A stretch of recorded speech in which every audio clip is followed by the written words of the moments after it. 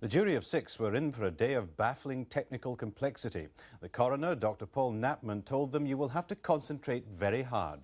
In the Piccadilly Circus outbreak, 76 cooling towers in the area had been tested. 2 were found to have the same type of bacteria that had killed 4 of the victims.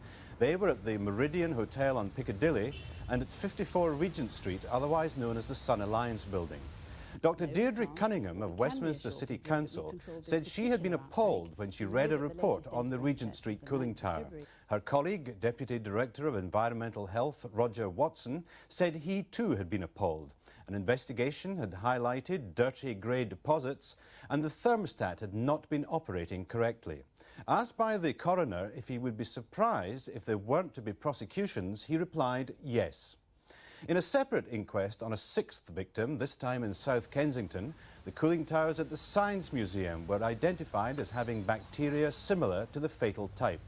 Again, dirty conditions had been found, with 10 times the amount of bacteria needed for a Legionnaire's outbreak, and there had been a string of technical difficulties in operation and maintenance. In this case, the Health and Safety Executive are yet to decide on whether or not to prosecute. Although today's expert witnesses drew connections between suspect cooling towers and 5 of the 6 deaths, none was able to say precisely that one had caused the other. Afterwards, the relatives gave their verdicts. A decision had to be reached today, and it was one of several that could have been reached. I'm quite pleased that it was one that left it open for blame, for want of a better word.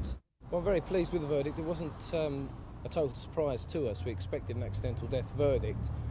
The benefit of the proceedings that we've had today is that the City of Westminster were obliged to disclose information to us that they had hitherto not disclosed, and that's very helpful with regard to our claim on behalf of the families.